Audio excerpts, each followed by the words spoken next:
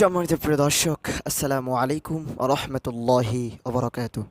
সবাই কেমন আছেন? আশা করছি সবাই ভালো আছেন, আর আমিও আপনাদের দোয়ায় অনেক ভালো আছি। তো আজকে আমি আপনাদের মাঝে এমন একটা সাইয়্যিদুল ইস্তেগফারের কথা বলবো। এই ইস্তেগফার পড়ে যদি আল্লাহর কাছে ক্ষমা চাইতে পারেন, আল্লাহ পাক রব্বুল আলামিন আপনাকে ক্ষমা করে দিবে। অনেক মানুষ আসে দেখবেন, অনেক বড় বড় গুনাহ করে আমরা ফেলি, তাই না? জানা অজানা, কবিরা সগীরা কত গুনাহ আমরা করতেছি। তো এই গুনাহের জন্য অনেকে আছি যে আল্লাহর কাছে তওবা করতে চায়। অনেকে আবার ভাবে যে কোন তওবা করব, কি তওবা পড়ে আল্লাহর কাছে মাফ চাইবো। তো আমি বলবো যে আপনি ছোটোখাটো তওবা পড়তে পারেন, আস্তাগফিরুল্লাহ আস্তাগফিরুল্লাহাল্লাযী লা ইলাহা ইল্লা হুয়াল হাইয়ুল কাইয়্যুম ওয়া আতুবু ইলাইহি লা হাওলা ওয়ালা কুওয়াতা ইল্লা বিল্লাহিল আলিয়্যুল আযীম। এগুলো আপনি পড়তে পারেন। কিন্তু আজকে আমি সাইয়্যিদুল ইস্তেগফারের কথা বলবো। এই ইস্তেগফার যদি আপনি পড়তে পারেন আর আল্লাহর কাছে যদি মাফ চাইতে পারেন, আল্লাহ আপনার জিন্দেগির সমস্ত গুনাহ আল্লাহ মাফ করে দিবে। তবে মাপ চাওয়ার পিছনে কিন্তু ৩টা শর্ত আছে। ১ম নাম্বার শর্ত, আপনি আল্লাহকে বলতে হবে, আল্লাহ আল্লাহ আসলে গুনাহ করে ভুল করে ফেলাইছি। আল্লাহ, গুনাহ করে আমি লজ্জিত। আল্লাহ, গুনাহ করা আসলে আমার উচিত হয়নি। তারপর দ্বিতীয় হচ্ছে আল্লাহর কাছে মাফ চাইতে হবে, আল্লাহ তুমি আমাকে ক্ষমা করে দাও। তৃতীয় নম্বর হচ্ছে, আল্লাহ আর জীবনে কোনো দিন গুনাহের কাজে যাব না, আল্লাহ খাস তওবা করলাম, তুমি আমাকে মাফ করে দাও। এরকমভাবে যদি তওবা করতে পারেন আল্লাহর কাছে, তো আল্লাহ পাক রব্বুল আলামিন আপনাকে মাফ করে দিবে। আপনি যদি ভেবে থাকেন যে আমি তো জীবনে অনেক ভয়ঙ্কর ভয়ঙ্কর গুনাহ করেছি, আমি তো জীবনে অনেক বড় বড় গুনাহ করেছি, আমি তো জীবনে অনেক বড় বড় কবিরা গুনাহ করেছি, তো এত গুনাহ করার পরও আল্লাহ কি আমার গুনাহ মাফ করবে? এরকম টেনশন আপনি করেন কিনা বলেন? অবশ্যই করেন। আর এরকম টেনশন করে কোনো লাভ নেই, কারণ আল্লাহ পাক তো বলে দিয়েছে, লা তাকনাতু মির রাহমাতিল্লাহ। এ নবী, আপনি বলে দেন, আহ, আমার বান্দা যতই গুনাহ করুক না কেন, যতই গুনাহ করুক না কেন, যদি আমার বান্দা জমিন থেকে আসমান পর্যন্ত গুনাহ দ্বারা যদি ভরেও ফেলে, তারপরেও যেন আমার রহমত থেকে তারা নিরাশ না হয়, আমার রহমত থেকে তারা যেন দূরে চলে না যায়। ঠিক আছে না? এই জন্য আল্লাহর কাছে দোয়া করতে হবে, আল্লাহ পাক মাফ করে দিবে, তাই না? গুনাহ মাফ করে নেওয়া অতটা কঠিন কিছু না, অতটা কঠিন কিছু না। আপনি আল্লাহর কাছে খাস তওবা করবেন, আল্লাহ মাফ করে দিবে। এমনটা না যে আপনি গুনার জন্য তওবা করলেন, পরবর্তীতে আর আপনি গুনাহ করবেন না, পরবর্তীতে আপনি আর গুনাহ করবেন না। বিশ্বাস করেন, আপনি গুনাহ ছাড়া থাকতেও পারবেন না, কারণ গুনাহ আপনার দ্বারা হয়ে যাবে। মানুষ মাত্রই গুনাহ, মানুষ ভুল করবে, তাই না? তো গুনাহ আপনার দ্বারা হয়ে যাবে। যখনই আপনার দ্বারা গুনাহ হয়ে যাবে, তখনই আপনি তওবা করবেন, আল্লাহর কাছে মাফ চাইবেন, তাই না? এই জন্য মাফ চাইতে হবে। আল্লাহ পাক সব থেকে পছন্দ করে এই মাফ চাওয়াটা। আপনি গুনাহ করবেন, আল্লাহর কাছে মাফ চাইবেন, এটাই আল্লাহ পছন্দ করে। আর এর জন্য আল্লাহ মানুষ সৃষ্টি করেছে, তাই না? কিন্তু আমরা গুনাহ করতেই থাকি, গুনাহ করতেই থাকি, গুনাহের জন্য আল্লাহর কাছে লজ্জিত হই না, আল্লাহর কাছে ক্ষমাও চাই না, গুনাহ করি, করতেই থাকি, করতেই থাকি, করতেই থাকি, আল্লাহর কাছে আমরা মাফ চাই না।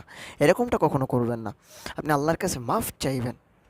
মাফ মাফ না চেয়ে যদি আপনি কবরে চলে যান, আপনার যদি মৃত্যুর জন্য ডাক চলে আসে, এই গুনাহ নিয়ে যদি আপনি কবরে যান, বিশ্বাস করেন ওই কবর কিন্তু আপনাকে চিনবে না যে আপনি দুনিয়াতে চেয়ারম্যান ছিলেন, দুনিয়াতে আপনি এমপি মন্ত্রী ছিলেন, আপনি বিসিএস ক্যাডার ছিলেন, কিংবা আপনার অনেক ক্ষমতা ছিল, দুনিয়াতে অনেক পাওয়ার ছিল, অনেক টাকা পয়সা ছিল।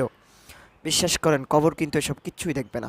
মনে করেন আপনি যদি এইভাবে থাকেন যে আরে দুনিয়াতে তো আমার বডিগার্ড থাকতো, কয়েকটা বডিগার্ড থাকতো, আমার গায়ে কেউ হাত দিতে পারতো না, তো কবরে গেলে ফেরেশতা যদি আমারে ধরে, আমার বডিগার্ড ফেরেশতারে এক কান ঘুষি মেরে উল্টায় দিবে।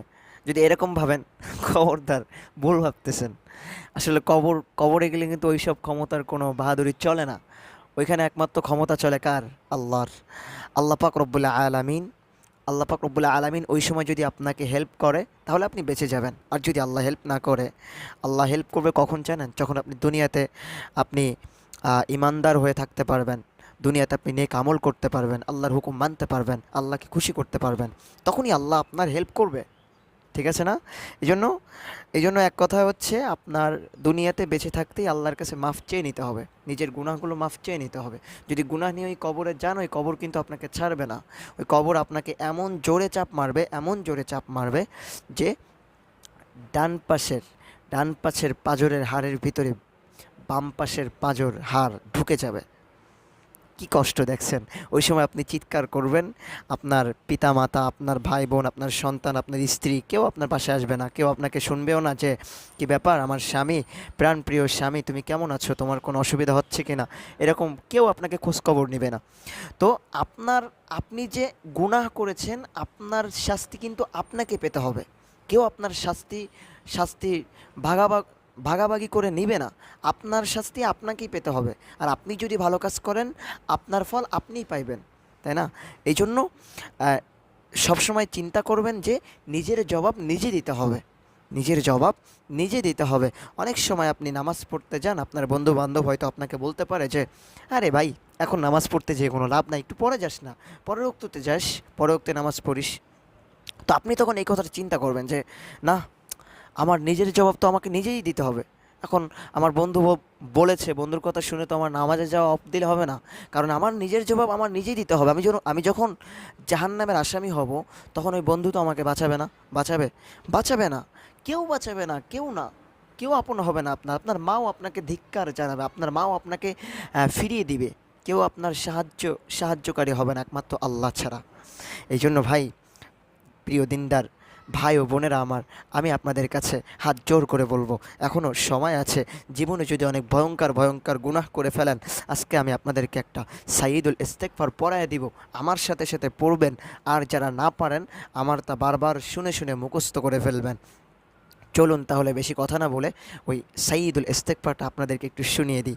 আমার সাথে সাথে বলবেন, আল্লাহুম্মা আনতা রব্বি, আল্লাহুম্মা আনতা রব্বি, লা ইলাহা ইল্লা আনতা, লা ইলাহা ইল্লা আনতা, খলাকতানি ওয়া আনা আবদুক, আল্লাহুম্মা আনতা রব্বি। আবার বলেন, আল্লাহুম্মা আনতা রব্বি, লা ইলাহা ইল্লা আনতা, খলাকতানি ওয়া আনা আবদুক, ওয়া আনা আবদুক। এই সাইয়্যিদুল ইস্তেগফারটা পড়ে আল্লাহর কাছে দুইখানি হাত তুলে আল্লাহর কাছে ক্ষমা চাইবেন। আল্লাহ, জিন্দেগিতে অনেক বড় বড় গুনাহ করে ফেলেছিলাম। আল্লাহ, অনেক বড় গুনাহ করে ফেলেছি। আল্লাহ, দুনিয়ার কোনো মানুষ দেখে নাই, দুনিয়ার কোনো মানুষ জানে না। আল্লাহ, তুমি তো জানো। আল্লাহ, তুমি আমাকে মাফ করে দাও। আল্লাহ, খাস তওবা করেছি। আল্লাহ, গুনাহ করে আমি লজ্জিত হচ্ছি। আল্লাহ, এই গুনাহ করতে হতো না। আল্লাহ, এই গুনাহের জন্য আমি খাস তওবা করতেছি। পরবর্তীতে এই গুনাহ আমি আর করব না। আল্লাহর কাছে এরকমভাবে মাফ চাইবেন। আল্লাহ পাক রব্বুল আলামিন আপনার জিন্দেগির সমস্ত গুনাহ আল্লাহ মাফ করে দিবে। কারণ কি জানেন? যখন আপনি আল্লাহর কাছে মাফ চান, আল্লাহ খুশি হয়ে যায়। আল্লাহ পাক রব্বুল আলামিন সবসময় আপনাকে মাফ করে দেওয়ার জন্য প্রস্তুত থাকে। আল্লাহর কাছে মাফ চাইবেন, আল্লাহ মাফ করে দেবে। আপনি যদি ভেবে থাকেন যে আপনি না জানি আল্লাহ মাফ করে কি না, এরকম গুনাহ মাফ করা কত কঠিন কিছু, না না না না। আপনি হয়তো ভাবতে পারেন যে আল্লাহ, তওবা করছি আবার তো গুনাহ করেছি, আল্লাহ তওবা করছি আবার তো গুনাহ করেছি, এই তওবা কি আল্লাহ মাফ করবে? অবশ্যই মাফ করবে। নবী করিম সাল্লাল্লাহু আলাইহি ওয়াসাল্লামের কোনো গুনাহ ছিল না, তারপরও প্রত্যেক দিন 100 বার তওবা পড়তো। কেন পড়তো? 100 বার তওবা পড়তো। তার মানে এই দ্বারা আমাদেরকে এই মেসেজটা দিয়েছে যে তুমি যদি দৈনিক 100 বার গুনাহ করো, 100 বার তওবা করো, আল্লাহ মাফ করে দেবে। তবে তওবাটা তো করতে হবে, তাই না? কিন্তু আমরা তো তওবা করি না। আমরা গুনাহ করে লজ্জিত হই না। আমরা আল্লাহকে ঠিকমতো মানতেও পারি না। এরকমটা কেউ করবেন না, ঠিক আছে? আপনি গুনাহ করেন, সমস্যা নাই, কিন্তু আল্লাহর কাছে মাফ চান। তবে গুনাহ করতে করতে এমন পর্যায়ে যাবেন না যে আল্লাহ আপনার উপর রাগান্বিত হয়ে যাবে, আল্লাহ আপনার উপর লানত দিবে। খবরদার, ধ্বংস হয়ে যাবেন, ধ্বংস হয়ে যাবেন। হ্যাঁ, আল্লাহ পাক রব্বুল আলামিন আমাদের সবাইকে গুনাহ থেকে বাঁচার তৌফিক দান করুক। সবাই বলেন আমিন। তো আজকের ভিডিওটা এই পর্যন্ত। সবাই আমার জন্য দোয়া করবেন। আর আবারও দেখা হবে পরবর্তী কোনো ইসলামিক ভিডিওতে ইনশাআল্লাহ। সবাই আমার জন্য দোয়া করবেন। এখন আমি আপনাদের মাঝ থেকে বিদায় নিচ্ছি। আসসালামু আলাইকুম ওয়া রাহমাতুল্লাহি ওয়া বারাকাতুহু।